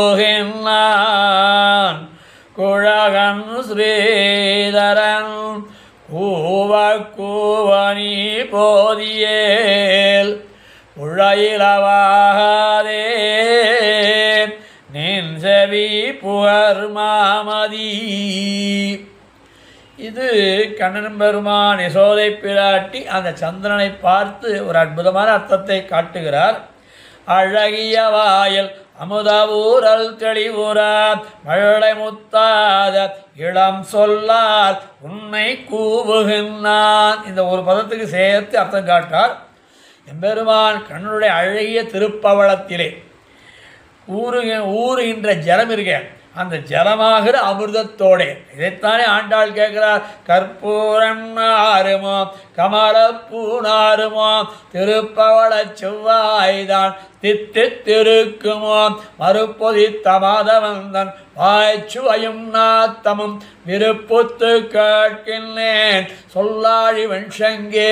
அந்த வாயிலே ஊறுகின்ற நீர் இருக்கே உமிழ் நீர் அது எப்படி அமிர்தம் போலே இருக்கு. அமிர்தத்தோடே கூடி உரு தெரியாததாய் மழலை குழந்தைகள் எப்படி தனக்குள்ள முத்தவும் இல்லை, இந்த மழலை முத்தல்ல, அப்படியே மழலை முற்றாத இளம் சொல்லால், அதாவது சுடுதொற்கள் இல்லாமல் கருணையாக அன்பாக இளம் சொல்லாலே உன்னை அழைக்கிறான். குழகன், இந்த குழகன் என்பது ரொம்ப அற்புதமான அர்த்தம். கொடுத்தார், மாமனியில் வியாக்கியான வாசிட்டு அப்புறம் அர்த்தம் சொல்ல. கொடுத்தார் முலைகளெல்லாம் உண்டு, எடுத்தாரோடெல்லாம் பொருந்தியிருக்கும் கலப்புடையவன். இந்த குழகன் என்கிற அழகான தமிழுக்கு என்ன அர்த்தம்னா, கண்ணன் பெருமானை யார் வேண்டுமாலும் எடுத்து முறை கொடுப்பா. ஏன்னா பூதனை கொடுக்கலையா, கண்ணன் யசோதை பாவனை வந்து பூதனை கொடுக்கலையா, அப்படி கொடுத்தார் முறைகள் எல்லாம் உண்டு. எடுத்தாரோடெல்லாம் யார் கண்ணன் பெருமானை எடுத்துக்கிறாளா, பால் கொடுப்பதற்காக எடுத்தாரோடெல்லாம் பொருந்தி இருக்கும் கலப்புடையவன். இதைத்தான் அழக வேறு சொல்ல, எல்லாரோடும் கலந்திருப்பவன் யாரு. அதனாலே என்ன சொல்லப்படுகிறது, கண்ணன் பெருமானுடைய நீர்மை குணம், எல்லாரோடும் கலந்திருக்கக்கூடிய தன்மை. ஸ்ரீதரன், அதற்கு குழகன் ஸ்ரீதரன் இரண்டு பதத்தை பிரயோகம் என்றார். குழகன் என்றால் எல்லாரோடும் கலப்பப்படுபவன். ஸ்ரீதரன் அப்படின்னால கீழ்ச்சொன்ன நீர்மைக்கு எதிர்த்தட்டான மேன்மை உடையவன். ஏன்னா ஸ்ரீதரன், ஸ்ரீ என்றால் பெரிய பிராட்டியார் அல்லவா, அதை தரித்து கொண்டிருக்கிறான் அல்லவா ஸ்ரீதரன். அதாவது ஸ்ரீதரத்வம், அழகாக ஒரு வாக்கியம் காட்டுற மாமனிகள். சீதரத்வம் சர்வாதிகத்துவ சூச்சகமிரே, யார் பெருமாளோடு பெரிய பிராட்டியாரோடு கூடியிருக்கிறானோ அவன்தான் சர்வாதிகன், அவன்தான் பரமாத்மா. அதைத்தான் ஆழ்வார் சொல்றார். திருவுக்கும் திருவாய செல்வா தெய்வத்துக்கரசே செய்ய கண்ணான் உருவ செஞ்சுடர் அழிவல்லாரே உலகுண்ட ஒருவா திருமார்பா என்று ஆழ்வார் காட்டுகிறார் திருமங்கையார். அப்படி ஸ்ரீதரத்துவம் சர்வாதிகத்துவ சூச்சகமிரே, அதைத்தான் இன்னொரு ஆழ்வார் காட்டார். திருவோடு கூடினவன். அப்படிப்பட்ட பெருமானை அது எதுபடி, இவன்தான் சர்வஸ்மாத் பரன், எல்லாவற்றிற்கும் மேலானவன் என்பதை காட்டுகின்ற நன்மை காட்டுகின்ற வார்த்தை ஸ்ரீதரன், மேன்மையை உடையவன். இப்படி மேன்மையையும் சொல்றார், நீர்மையையும் சொல்றார். சொல்லிட்டு கூவ நீ போதியேல், ஒரு நாள் போலே பலகாலம், ஒரு நாள் இல்லை எத்தனை நாள் அழைச்சிருக்கான் தெரியுமா, ஒரு நாள் போலே பலகாலம் அழைக்கான். கேளாதா போனாயாகில், அது காது கேட்காத மாதிரி போனாயாகில் குழையிறவாகாதே நின் செவி, உன்னுடைய செவியில் துளை இல்லையா. அதைத்தான் ஆண்டாள் காட்டால். ஊமையோ அந்நிச்செவிடோ அனந்தலோ, உன் காதில் ஓட்டை இல்லையா, துளை இல்லையா, இவன் சொல்வது கூவது உன் காதிலே விழ இல்லையா. புழை என்பதற்கு அழகான ஒரு தமிழ் வார்த்தை புழை. அதுக்கு என்ன அர்த்தம், சுக்ஷிரம் அப்படின்னு. சுக்ஷிரம் அப்படின்னா நாடி வகை. உன்னுடைய காதுக்கு, அதாவது உள்ளே இருக்கக்கூடிய நாடி இந்திரியங்கள் இருக்க சூக்ஷ்மேந்திரியங்கள், அது பிரயோஜனமாகாதே, பிரயோஜனம் இல்லாமல் போக வேண்டாம். நீ வந்து இங்கே புகர்மாமதி, உன்னுடைய தேஜஸுக்கும் உன் பெருமைக்கும் சேர போருமோ, இது பொருந்துமோ என்று இந்த ஆழ்வார் அங்கே அம்புலியை காட்டுகிறார் என்று அனுபவிக்கிறோம். ஆறாம் பாசுரம். தண்டொடு சக்கரம் சார்ங்கமேந்தும் தடக்கையன் கண்டுயல் கொள்ள கருதி கொட்டாவி கொள்கின்றான். உண்டமுலை பாலரா கண்டாய் உறங்காவிடில் விந்தனில் மன்னியமாமதி விரைந்தோடிவா.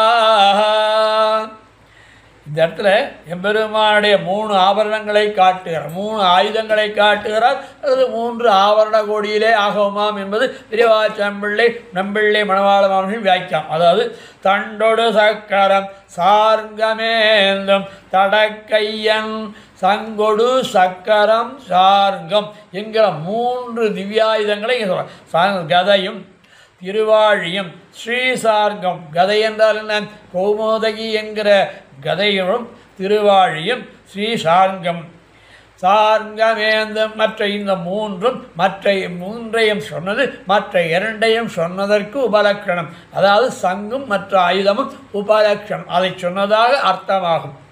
ஏந்தம் தடக்கையன் அப்படின்னா அந்த அழகிய பூ போலே, அழகிய விரிந்த பூவை எப்படி மெல்லிதாக கையிலே கொண்டிருப்பார்களோ, பூவானது மெல்லிதானது அல்லவா, அதை எப்படி ஏந்து படப்பையில் சாருங்கமேந்தும் தடக்கையன் இவற்றை பூ ஏந்தினார் போலே சர்வகாலமும் தரித்து கொண்டிருக்கும் இடைமுடைத்தான திருக்கைகளை உடையவன். இவைதான் எது? இந்த சார்ங்கம், வில்லு, கதை முதலான பஞ்சாயுதங்கள் ஆபரண கோடியிலும் ஆயுத கோடியிலுமாயிரே இருப்பது. இதைத்தான் ஆள வந்தார் காட்டார். அதாவது எம்பெருமானுடைய திருவாபரணங்களும் திவ்யாயுதங்களும் எதற்காக? துவாம் பிரகாசதே பக்தானாம் துவம் பிரகாசதே, அடியாருடைய எதிரிகளை தன்னுடைய எதிரிகளாக கொண்டிருக்கக்கூடிய எம்பெருமானுக்கு இந்த கதை ஆர்வம் ஆபரண கோடியிலுமாம் ஆயுத கோடியிலுமா, அனுகூலர்களுக்கு ஆயுத கோடியிலுமா ஆபரண கோடியிலுமாம், பிரதிகூலருக்கு ஆயுத கோடியிலுமாம். இந்த ஆபரணங்கள்லாம் எம்பெருமான் தரிச்சுருக்கானே, அது எதற்காக? அனுகூலர் எம்பெருமான் மேலே பிரேமை உடையவர்களுக்கு அனுகூலமாய் தோற்றும். அதே ஆயுதங்கள், அதே சங்கு சக்கரம் கதை சார்ந்த முதலானவைகள் அனுகூலல்லாத பிரதிகூலராக இருக்கிறார்கள், அவர்களுக்கு ஆயுதமாய் தோன்றும். அதனால் இதனால் என்ன தெரியாது? இத்தால் இவ்வடிவழகை அனுபவித்து அழலாய் இருக்க சந்திரனே இந்த அழகை அனுபவிக்கிறத விட்டுட்டு கண்டுயல் கொள்ள இவற்றில் வீரியத்துக்கு இலக்காய் முடிந்து போகாதே. இந்த அனுபவத்தை அனுபவி, இதில் போய் கோபப்பட்டு முடிஞ்சு போயிடாதே, என்றும் என்றும் போகாதே கொள் என்கை கண்டுயல் கொள்ள கருதி கொட்டாவி கொள்கின்றான். கண் வளர்ந்தவர்களுக்காக, அதாவது தூங்க போகிறதுக்கு முன்னாடி அதுக்கு சூச்சகமாக கொட்டாவி ஆழ்வாருடைய அனுபவங்கள். அவன் கொட்டாவி விடுறத கூட விடலை, அவன் கொட்டாவி விடுறான்னா அந்த கொட்டாவியை கூட அனுபவிக்கிறார் ஆழ்வார் தான். எவ்வளோ அற்புதமான அனுபவம்! அப்படி நினைத்து அதுக்கு சூச்சகமாக கொட்டாவி கொள்கின்றான். உண்டமுலை பலரா கண்டாய் உறங்காவிடில். இந்த கண் வளர்ந்தருளாதொழியில், அதாவது கண் ஏன் தூங்கல குழந்தை, இந்த குழந்தை கண்ணன் பெருமான் தூங்காத போயிட்டான்னா என்ன ஆகும்? அதுக்கு நான் கொடுத்த முளைப்பால் ஜரிக்காமல் போயிடும். அந்த முளைப்பால் ஜரிக்கணும்னா அவன் தூங்கணும், தூங்கிறதுக்கு முன்னாடி கொட்டாய் விடுறான். அப்படி ஜரிக்காது கிடாய் ஆன பின்பு விண்டனில் மன்னியமாவதி, அவன் கண் துயில் கொள்வதற்கு முன்னே கொட்டாய் விடுகின்ற சமயத்திலேயே நீ வந்துவிடு. ஏனால் தூங்கிவிட்டானால் நீ வந்தும் பிரயோஜனமில்லை, அந்த அழகை சேவிப்பது முடியாது. ஆகையினாலே விண்டனில் மன்னியமாமதி விரைந்தோடிவான். உச்சஸ்தலத்திலே, அதாவது மேலெழுந்து கிளம்புகின்ற வர்த்தியா நிற்பவனாய் வடிவில் பெருமையை உடையவனான சந்திரன் உன்னுடைய உயர்த்திக்கும், அதாவது பக்குவதைக்கும், மேலே உயர்ந்து நிற்கிற, குளிர்ச்சியாக இருக்க, பக்குவமாக இருக்க ஈடாக சத்வரனாய் கொண்டு ஓடி வர வேணும். சீக்கிரம் வந்து உன் கண் படைத்த பயனாக நீ பெற்றுப்போன் என்று இந்த பாசுரத்திலே காட்டி அருளினார் பெரியாழ்வார். 7ஆம் பாசுரம். பாலகனென்னு பரிபவம் செய்யேல் பண்டொரு நாளால் இனிலை வளர்ந்தார் சிறுகண் இவன் சிறுகணவன் இவன் மேலழப்பாய்ந்து பிடித்து கொள்ளும் வெகுடுமேல் மாலை மதியாதே மாமதி மகிழ்ந்தோடிவா. மாமதி எல்லாத்திலையும் விரைந்தோடிவா, மகிழ்ந்தோடிவா, கடிதோடிவா என்று ஒவ்வொரு பாசுரத்திலும் இருக்கக்கூடிய நயம், அந்த ஒவ்வொரு பாசுரத்திலையும் ஆழ்வார் போகின்ற பதங்கள், அந்த பதங்களே அழகு. அதுபோல மாமதி, நிறைமாமதி, மாமதி என்றால் முழு நிலவான அல்லது பெருமை பெற்ற, மா என்றால் பெருமை என்று ஒரு அர்த்தம். மாமதி மகிழ்ந்தோடிவான் வரும்பொழுது என்ன பண்ற? பாலகன் என்று பரிபவம் செய்யேல்.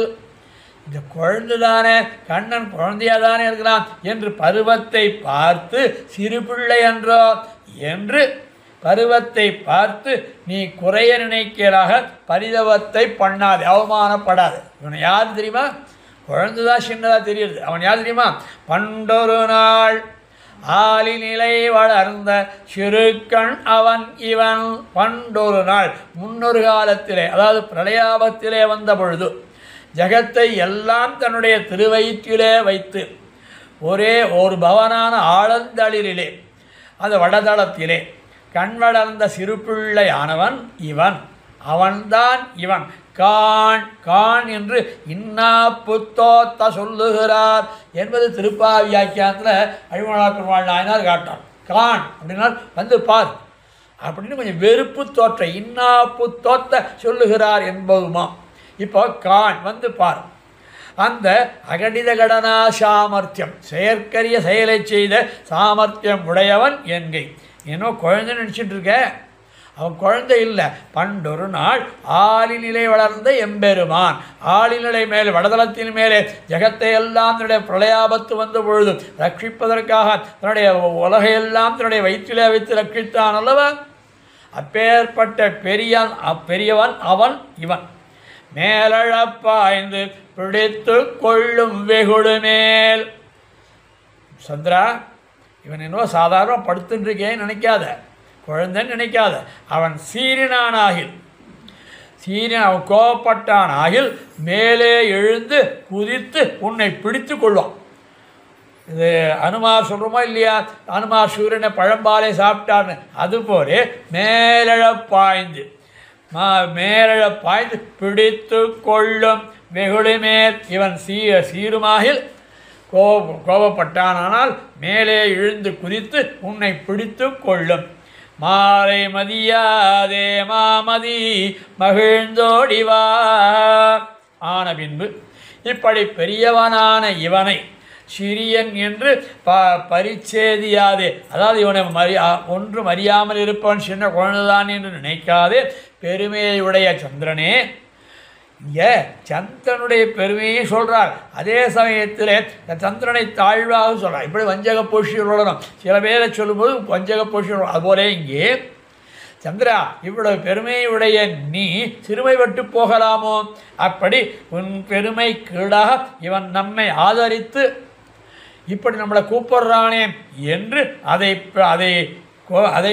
அவனது எம்பெருமான் கூப்பிடுறானே அதை பெற்றோமே என்றும் உகப்பு தோற்ற ஓடிவா. பாசுரம் சிறியனென்னு என் இளம் சிங்கத்தை இகழல் கண்டாய். சிறுமையின் வார்த்தையை மாவலியிடை சென்னுகள். சிறுமை பிழைகொள்ளில் நீயும் உன் தேவைக்குரியகான்.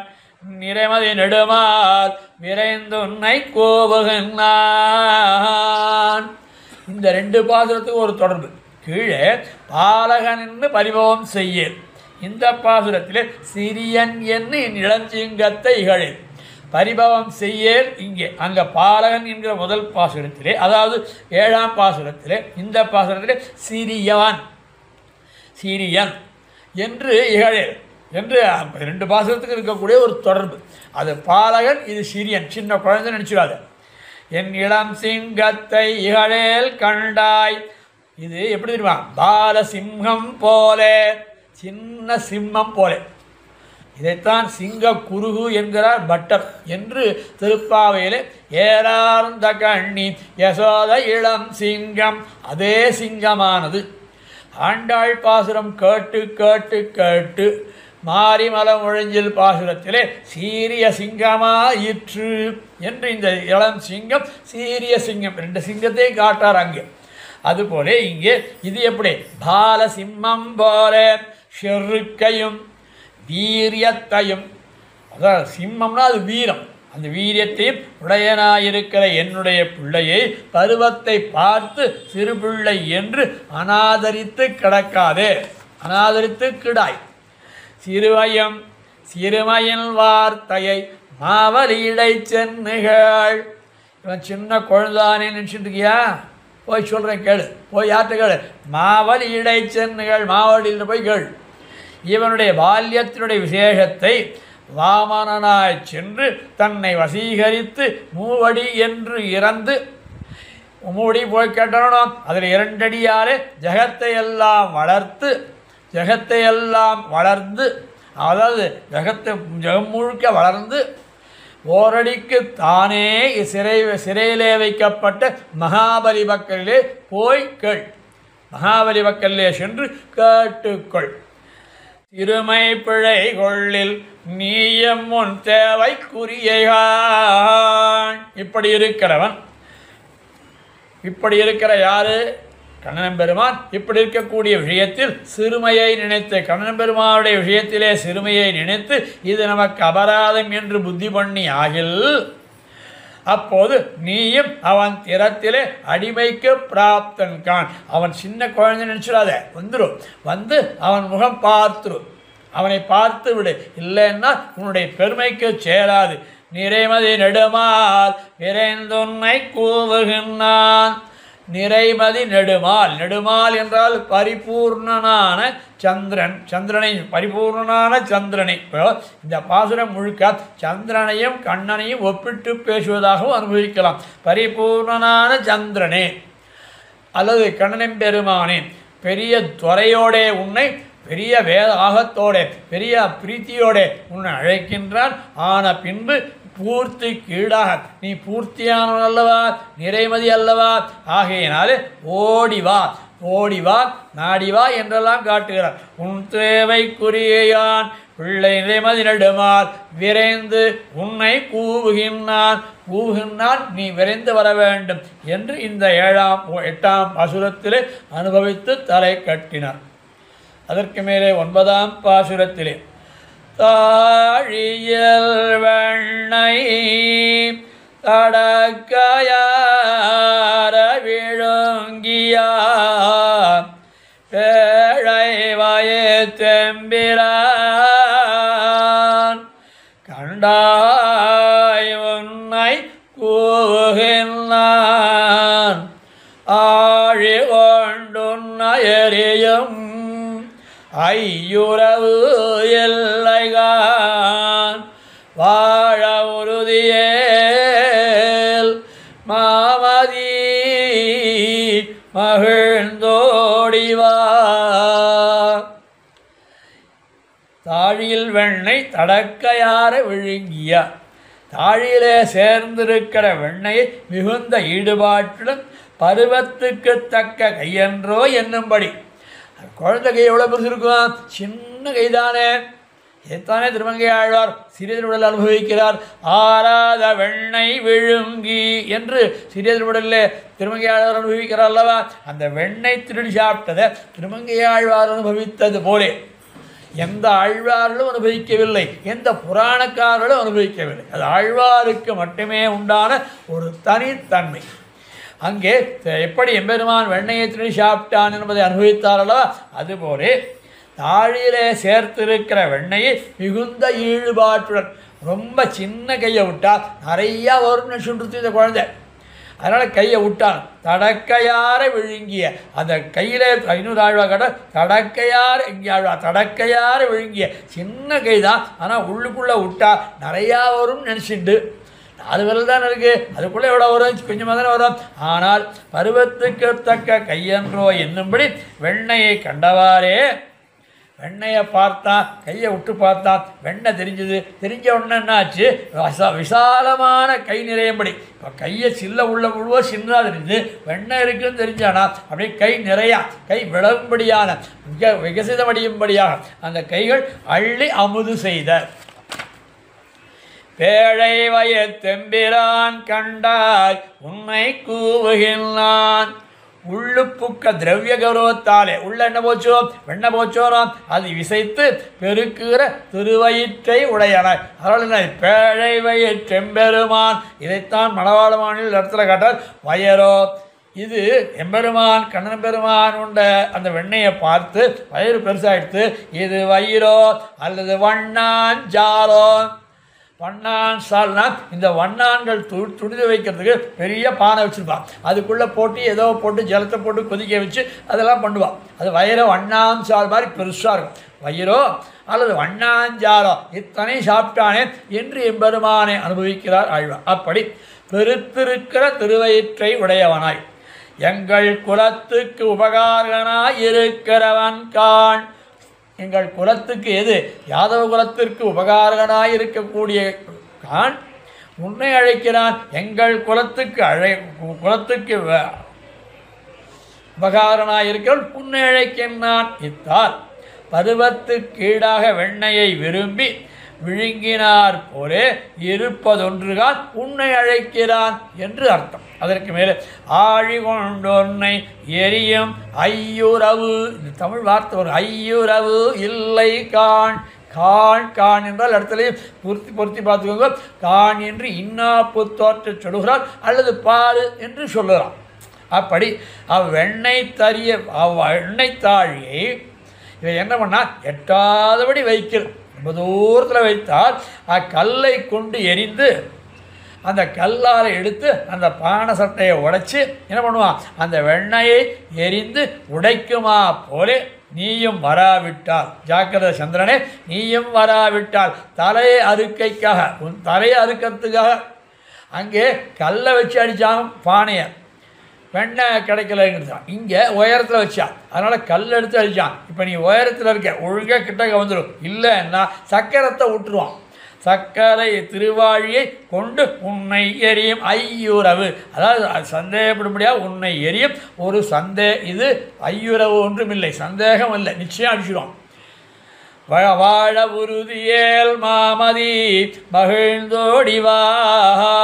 வாழ உறுதியேல், நீ நிரம்பெற வேணும் என்றாலும் சரி அல்லது வாழ வேணும் என்று நினைத்தாலும் சரி, அவனுடைய குரோதத்துக்கு ஆளாகாமல் முடிந்து போகாதே ஜீவிக்க வேண்டியாகில் பெருமையுடைய சந்திரனே, உன் பெருமை கீழாம்படி பிரீதனாய் ஓடிவார் என்று காட்டி அருளினார். 9ஆம் பாசுரம்.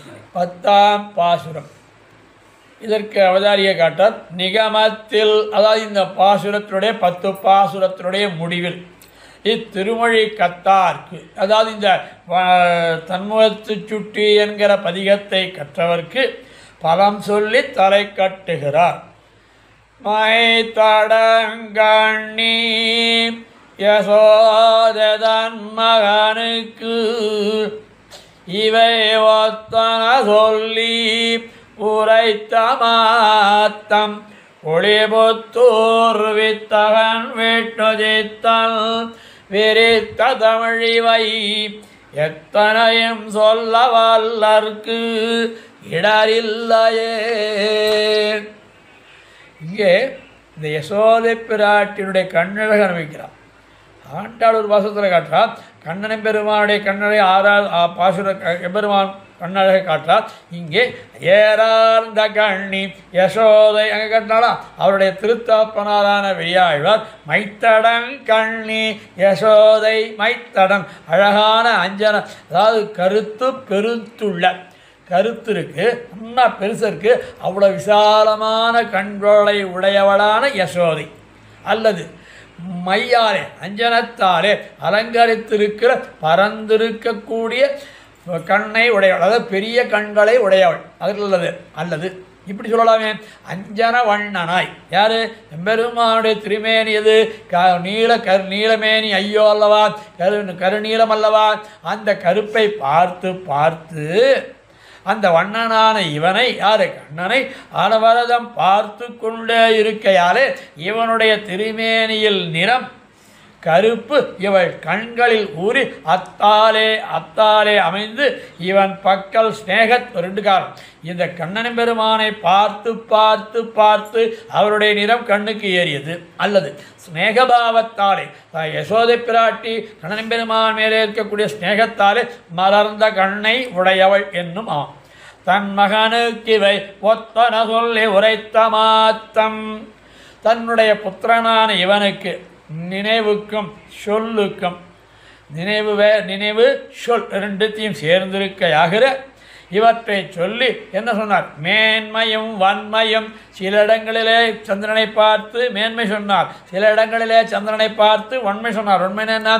அதாவது அவரை ஜாக்கிரதை அப்படின்னு சொல்கிற மாதிரி உறுத்துதல், அதாவது தண்டனை கண்டனம்னு சொல்லணும். அதுபோல மேன்மையும் வன்மையும் தோன்றும்படியாக சந்திரனை குறித்து சொன்ன பிரகாரத்தை.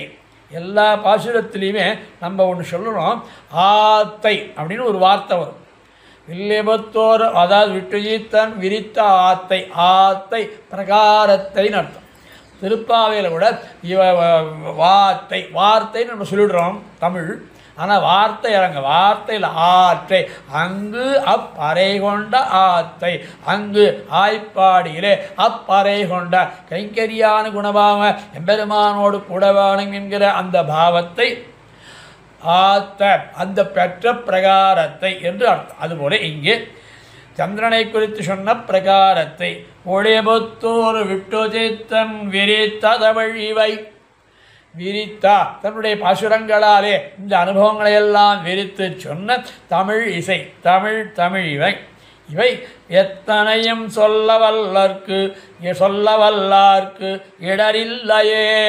இதை எப்படியாவது அனுசந்திப்பாருக்கு இந்த 10 பாசுரத்தை, அதாவது இடத்தின் தன்மை, இந்த ஸ்ரீவில்லிபுத்தூர் இந்த 10 பாசுரத்தை யார் ஒருவர் அனுபவிக்கிறார்களோ அவர்களுக்கு இடர் இல்லை, துன்பம் இல்லை. ஆனால் இங்கே ஒரு வார்த்தை சேர்க்கிறார் சுவாமி மனோரமன், இடத்தின் தன்மையாரே ஸ்ரீவில்லிபுத்தூர் என்கிற இடமே ஞான பிரேமங்களை விளைக்கும். அதாவது கண்ணன் எம்பெருமான் மேலே அளவு கடந்த பிரேமத்தை விளைக்கும், ஞானத்தை விளைக்கும்படியான ஊர் அது ஸ்ரீவில்லிபுத்தூர். தேஜஸை உடைத்தான ஸ்ரீவில்லிபுத்தூரில் மங்களாசாசன சமர்த்தரான, மங்களாசாசனத்தில் மத்துள்ள ஆழ்வார்களுக்கு தங்கள் ஆர்வத்தளவுதானி பொங்கும் பரிவாரே மணாழ்வாள் காட்டாள் உபதேசமான. அதுபோலே மங்களாசாசனங்கள் சமர்த்தரான எல்லா ஆழ்வாளும் மங்களாசாசனம் பண்ணியிருக்கார். அதிலே சமர்த்தர் பெரியாழ்வார். அப்படி பெரியாழ்வார் விஸ்தரித்து இந்த அனுபவத்தை விஸ்தரித்து அருளி செய்தாராய். திராவிட ரூபமாய் இருக்கிற திராவிட ரூபம் தமிழ் இவை. அதாவது திராவிட ரூபம்னா திராவிடம் என்கிற சொல்லுக்கு என்ன அர்த்தம்? திரமிட் என்கிற சொல்லிலே இருந்து வந்தது திராவிடம். திராவிடம் என்பது தமிழகம், கேரளா, ஆந்திரா, இவைகளெல்லாம் கர்நாடகம், இந்த 4 பகுதிகளும் 3 பகுதிகளாலே சூழப்பட்டிருக்கக்கூடிய நிலம், சூழப்பட்டிருக்கக்கூடிய பகுதி என்பது தான் திராவிடம் என்பதற்கு சொல்லுக்கு பெயர். அதனால் திராவிடாயாம் திராவிடாம்நாய ஹிருதயம் குருபர்வக்கிரமாகதம் என்கிறார் ஆச்சாரிய ஹிருதயத்திலே. அதுபோல் திராவிடாம்நாய ஹிருதயம் திருவாய்மொழி ஆழ்வாருடைய திருவுள்ளத்தை அங்கே திரவிடோபனிஷத் சங்கதி என்பது. ஆக இந்த திராவிடம் என்கிற சொல்லுது எதை குறிக்கும்? 3 பக்கத்திலே நீர் சூழ்ந்திருக்கிற பகுதிக்கு திரமிட் என்று பெயர். அதிலேருந்து வந்த திராவிடம், அந்த பாஷையை திராவிட ரூபமாய் இருக்கக்கூடிய, நாமெல்லாம் அனுபவிக்கும்படியான ரூபமாய் இருக்கக்கூடிய இவை 10 பாசுரத்தையும் ஏதேனும் ஒருபடி, எப்படியாவது என்னைக்கான ஒரு நாள் ஒரு பாசுரமாவது, அரை பாசுரமாவது, அல்லது இந்த பாசுரத்திலே ஒரு பகுதியையாவது அப்படி அனுபவிப்பவர்களுக்கு சொல்ல வல்லாருக்கு துக்கம் என்பது ஒன்றும் இல்லை, துக்கம் என்பது இல்லை. இவ்விடத்திலே துக்கம் என்றால் சம்சாரத்திலே பிறந்து இருந்து இறந்து அப்படி மீண்டும் பிறக்கை என்கிற துக்கம் இல்லை என்று ஆழ்வார் அனுபவித்து முடிக்கிறார். இப்படிப்பட்ட ஒரு அனுபவத்தை அடியேனுக்கு அருளிய ஸ்ரீமத் பரமசேத்யாதி எதிரி நாராயணராமாஜிய சுவாமி திருவடிகளிலே அடியனுடைய தண்டங்களை சமர்ப்பித்து அடியனுடைய கிருதங்கீதையை தெரிவித்து, அடியார்கள் வாழ அரங்க நகர் வாழ கடகோபம் தந்தமனூல் வாழ கடல் சூழ்ந்த மனுரகும் வாழ மணவாள மாமுனியே இன்னும் ஒரு 100 ஸ்ரீமதே ரம்யஜாமாத்ரு முனீந்திராய மகாத்மனே ஸ்ரீரங்கவாசினே பூயான் நித்யஸ்ரீர் நித்யமங்களம். அடியார்கள் வாழ அரங்கநகர் வாழ சடகோபன் தந்தமனூல் வாழ கடல் சூழ்ந்த மண்ணுலகம் வாழ மணவாள மாமுனியே இன்னும் ஒரு நூற்றாண்டிரும்